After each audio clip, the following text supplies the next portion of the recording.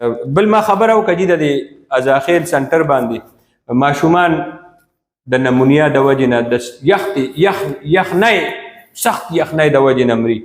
د پنجاب نه په زور ګاډو کې راواچوي، کلو ګاډو کې راچولي دي. یار دا پښتانه دي، دا ماشومان دي، انسانان دي. د ګډو بیزو غوندې په ګاډو کې راچولي. ما سره فلمو ویډیوز شته داسې راچولي، نو هغه ټوله شپه چې هغوی په یخنۍ کې راشي نو دلته کې بیا په دویمه ورځ د هغوی سینې خرابوي، بیا یې نمونیا ووایي، بیا د هغوی علاج دپاره دلته امبولینس شته. 15 ورځې 10 ورځې وشو موږ چغې ووو دوی ته چې هلته ډسپنسري قایمه کوي. الخدمت فاونډیشن دومره غټ تنظیم دی، نوم یې په کندو کې نه ځای کېږي، د هغوی امبولینس هم نشته. امه ویلفیر ټرسټ هلته دومره غټه اداره ده او د ټولې دنیا ټیکۍ په سر اخیستې ده.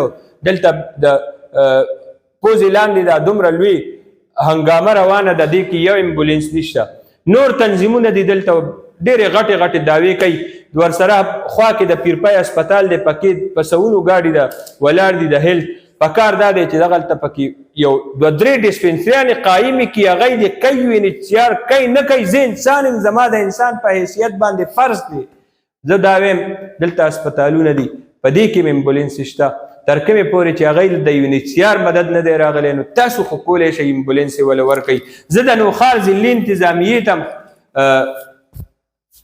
ډاډ ورکوم، خراج تحسین پیش کوم. د خپل وس مطابق هغې غریبانو ډېر څه وکړل، روټۍ پې تقسیمې کړي او خپل وس مطابق په مخه خم ورته وایي، خپل وس مطابق یې وله شپه هم ورکړې ده، زیم وله تیاروي. خو دا د هغوی د وس کار نه دی. دا دومره لویه هنګامه چې جوړه شوه، اوس دومره زیات تعداد شو او موسم یخیږي.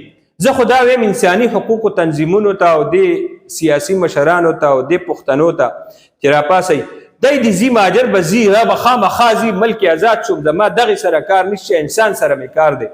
انسان دلته کې ماشومان، بزرګان، زنانه هغه په مختلفو قسمه مرضونو کې د دې یخنۍ د وجې نه مبتلا کېږي. او بیا چې دلته نه پنجاب نه په ګاډو کې راشي، هغه هوایي بیله وایي، ورسره هیڅ هم ني. بیا چې دلته نه په ګاډو کې واچوي د ګډو چیلو په شانتې دی او افغانستان ته رسي، نو به نورو مرضونو والي. انسانیت تقاضا دا ده چې دې کې د سلووالی راولي، چې 10 ګاډي تلی شي نو 10 راولي.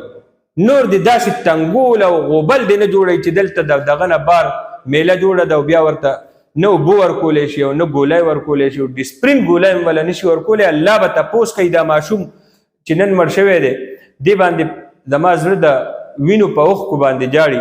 زه دا ویم د انساني حقوقو تنظیمونو ته هم، د خپلو سیاسي عمایدینو ته، مشرانو ته، چې انسانیت تقاضا دا ده چې دا سهولیات نشته. UNHCR هم داسې ذمهداري نه قبلوي، افغان حکومت هم نه قبلوي، پاکستان سره هم دومره وسایل نشته. نو یو د پکې سلووالی راولي او بل د یخنۍ راتلو دا چې کوم موسم دی، نو دا موسم موضوع نه دی د داسې دغه دپاره.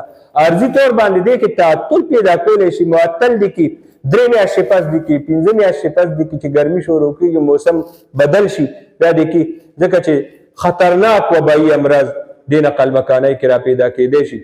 او به حیثیت انسان الله تعالی به موږ نه تپوس کوي.